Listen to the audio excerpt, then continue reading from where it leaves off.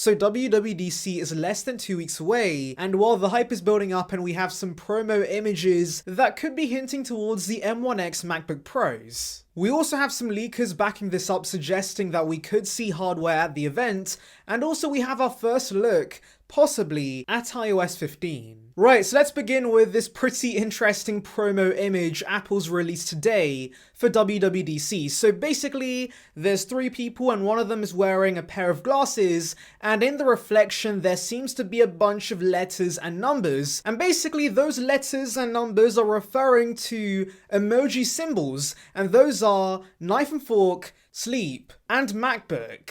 Now let me get the logical reasoning out of the way first. This could be Eat Sleep code, because obviously this is a developer-focused event, but that answer isn't so fun, and so instead, I think the last emoji could be referring to the M1X MacBook Pros that could be launching at WWDC. Why do I think this? Well, Jon Prosser for one basically said that yes, he does believe that MacBook Pros should be launching at WWDC, but also Mark Gurman practically suggested the same thing. He said, new MacBook Pros as early as this summer. On top of this, we also have some information from Patently Apple who says that the next generation Apple Silicon processor has gone into mass production and should be gearing for a release in July, and so that does lead me to believe that we could see these new MacBooks at WWDC, but they won't be shipping till July, much like the iPad Pro and iMac. Now, in case you're wondering what we're expecting with this MacBook Pro, basically, we should see an all-new design that should be flat on the top and bottom, but slightly rounded on the edges.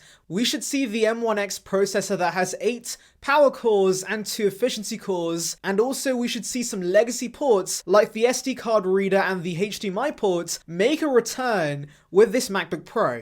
Oh, I nearly forgot, but we could also see up to 64 gigs of RAM and either a 16 or 32 core GPU. So yeah, these MacBook Pros are gonna be absolutely incredible. Now, the only thing that's still up in the air is Mini LED, because we've had a ton of leaks suggesting Mini LED might be pushed back, and considering that there are apparently blooming issues with the iPad Pro 12.9 inch, it seems like Apple's having some quality control issues with Mini LED, which could be down to the fact there is a low yield rate and currently supply is pretty restricted, and so honestly I would prefer having LCD for the time being and let Apple work out these issues with Mini LED before including it in any new MacBooks. Now, you may be wondering whether we'll see other hardware at the event, and well, Jon Prosser did suggest that maybe we could see multiple hardware releases at WWDC, and that could be referring to the M1X Macs. Now, as for which ones, I think the M1X Mac Mini is pretty likely, because obviously we found references to new Mac Minis alongside those M1X MacBook Pros and codes, and that could be referring to them launching together at WWDC. And then obviously the M1X iMac Pro would be the wildcards, purely because we have heard from Mark Gurman that development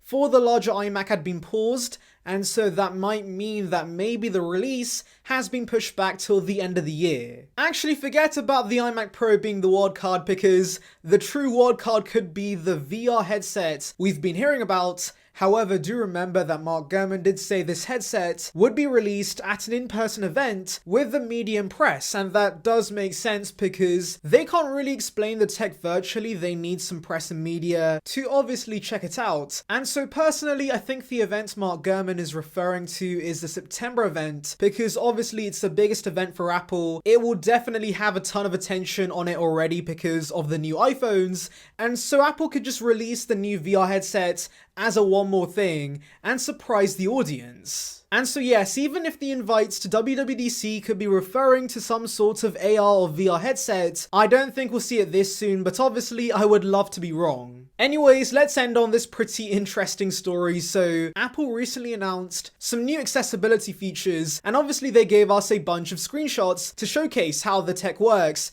And in one of these screenshots, we have a UI that looks pretty interesting because we have setting cells that don't go to the edges of the device. Instead, they look very, very similar to what we have on iPadOS. Now, yes, I know this is a pretty small change that could be some sort of Photoshop error, but I think this could be referring to maybe slight design tweaks with iOS 15, and well, I am looking forward to seeing that. But obviously, I am hoping for other bigger features too. Also, by the way, isn't it weird that Apple's announcing big software features like the accessibility updates and the lossless audio a few weeks before WWDC, which of course is a software-focused event. So why are they not releasing this at WWDC? Well, maybe WWDC is gonna be so packed, they have no time to cover the smaller software features, and so that could be why they're covering them now, because there's gonna be so much hardware and software to cover. Anyways, leave your predictions for hardware releasing at WWDC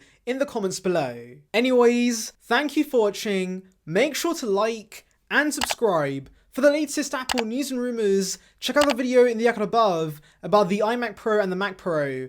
And on that note, I'll see you guys in the next one. See ya, peeps.